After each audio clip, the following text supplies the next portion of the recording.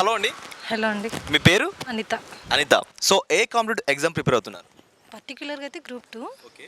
Next group 1 అంటే ఈ 2నే అంతే. ఓకే. నేను అడిగే క్వశ్చన్ ఏంటి అంటే చాలామంది మన అశోక్ నగర్లో స్టూడెంట్స్ కావచ్చు, లేకపోతే మన ఆస్పిరెంట్స్ కావచ్చు, వీళ్ళందరూ కూడా చాలామంది కొన్ని వందల బుక్స్ చదువుతూ ఉంటారు. సో మీ తరపు నుంచి ఎలాంటి బుక్ చదివితే మీరు ఎగ్జామ్ని ఈజీగా క్రాక్ చేయొచ్చు అని మీరు చెప్తారు స్టూడెంట్స్కి?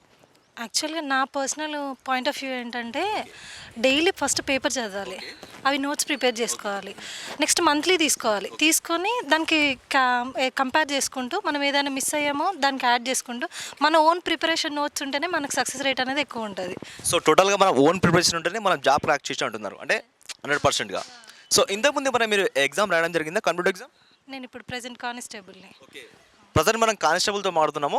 సో అంటే మీరు కానిస్టేబుల్ ఎగ్జామ్ రాసినప్పుడు అందులో ఎలాంటి క్వశ్చన్స్ వచ్చాయి, అంటే మీరు ఆ కానిస్టేబుల్ ఎగ్జామ్ క్రాక్ చేసినప్పుడు మెయిన్గా మీరు ఏ బుక్ చూస్ చేసుకున్నారు?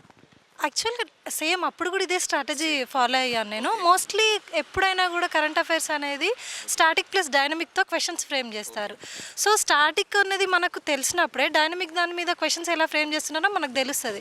ఎక్కువ మోస్ట్ ఆఫ్ ది క్వశ్చన్స్ ఇప్పుడు ఫర్ సపోజ్ మీరు గ్రూప్ 2 తీసుకున్నారనుకోండి, 600 క్వశ్చన్స్ ఉంటాయి. అందులో మ్యాక్సిమం 100 క్వశ్చన్స్ కరెంట్ అఫైర్స్ మీదనే ఫ్రేమ్ చేస్తారు. సో అలాంటప్పుడు దాని మీద ఎక్కువ ఫోకస్ ఉండాలి. ఇప్పుడు ఎకానమీకి మనం ఎంత ఇంపార్టెన్స్ ఇస్తున్నామో సేమ్ కరెంట్ అఫైర్స్ కూడా అలా ఇచ్చినప్పుడు మనకు ఖచ్చితంగా సక్సెస్ అనేది వస్తుంది. టోటల్గా మీరు కరెంట్ అఫైర్స్ మీద బాగా ఫోకస్ పెడితే జాబ్ క్రాక్ చేసి అంటున్నారు. అంటే ఓకే. 80% దాని మీద కోర్గా ఉంటుందని నేను అనుకుంటాను. మీరు గ్రూప్ 2 రాయబోతున్నారు, ఆల్ ద బెస్ట్ అండి. Thank you.